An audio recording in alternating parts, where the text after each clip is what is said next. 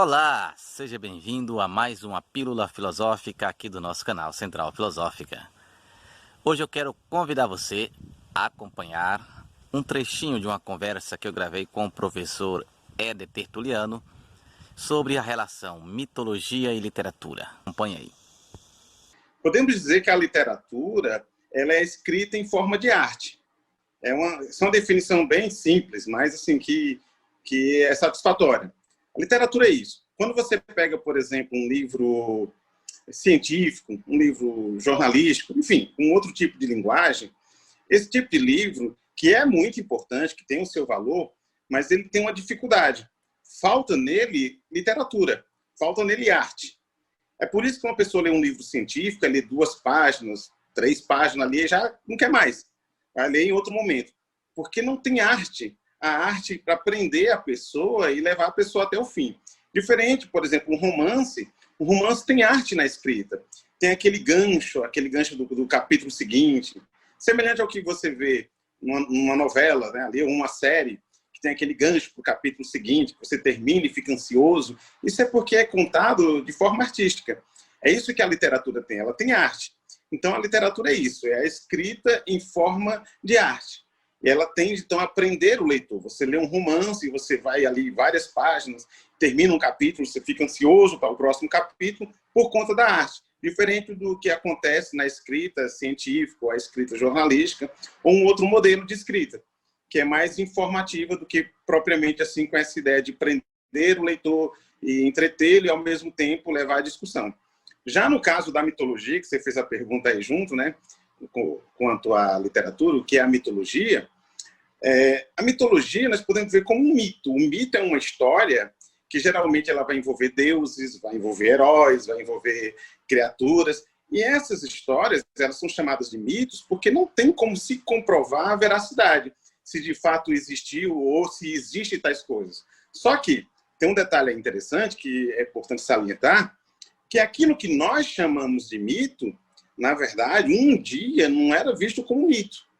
Era uma crença religiosa, era a religião. Então, as pessoas, de fato, acreditavam nos deuses, né? Que deuses mitológicos, que eles acreditavam, existiam os templos, né? Para se adorar aqueles deuses, as divindades e tal. Então, tudo aquilo era religião. Só que, com o surgimento do cristianismo, primeiro que já começa com a própria filosofia, o ato do pensar, né? Ele vai caminhando lado a lado com a mitologia. Eles vão ainda continuar acreditando nos deuses e o ato do pensar. Só que a mitologia, ela buscava trazer uma explicação divina para todas as coisas, para a origem de tudo. E aí vem o ato do pensar, que vai trazer uma explicação mais natural.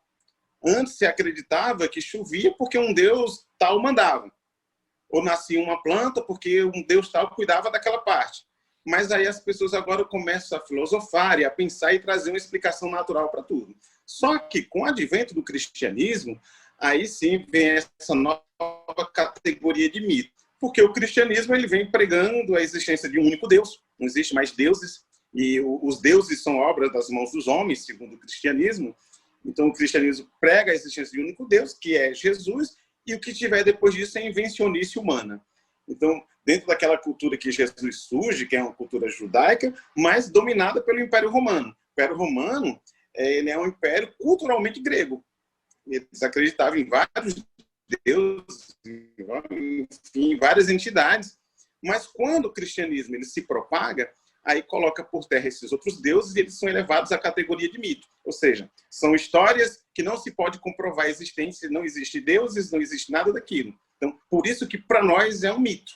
É mito. É uma história que é contada, que tem o seu valor, o seu sentido, mas não se pode comprovar ali a sua veracidade, que de fato existiu tudo aquilo. A arte, como eu estava falando anteriormente, ela está na forma como se escreve. Há uma forma de escrita que prende a pessoa, que chama a atenção do leitor.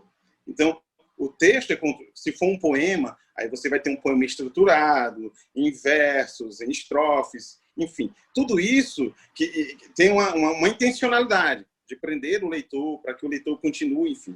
Só que, a partir dessa arte, vai ser discutido o dia a dia. É discutido o mundo real, ainda que através de uma fantasia. Só que aquela fantasia, ela tem a ver com o mundo real. Há uma lição em tudo aquilo que fala com a sociedade do seu tempo, que fala com a nossa sociedade, um texto antigo de 1000 anos atrás, enfim, 2000 anos, não importa. Esse texto ele vai nos dizer alguma coisa em nossos dias. Então, essa necessidade que nós temos da ficção, eu creio muito, isso é muito particular aqui meu, é por conta que a natureza humana, ela busca respostas na racionalidade, sim, mas só a racionalidade ela não é suficiente. Então, a gente vai se apegar a uma outra esfera, a explicações divinas, explicações sobrenaturais, explicações metafísicas. Nós vamos procurar alguma coisa por esse caminho, porque só a racionalidade não dá. Por isso, o valor da fantasia, o valor da ficção. Se a gente pegasse só abrindo um parênteses, quando surge, por exemplo, a literatura gótica, ali no século XIX, era exatamente porque o período anterior se falava muito em racionalidade, vinha a ideia do iluminismo e tal, enfim, e aí vem a necessidade de ter uma resposta para o mundo real que vinha do sobrenatural. Por isso vem o goticismo, vem a literatura gótica, porque através de castelos, monstros, vampiros, lobisomens, enfim, qualquer entidade assim, há uma resposta para o mundo natural. Então, nós temos essa necessidade, sim, de ficção, mas para refletir o mundo real.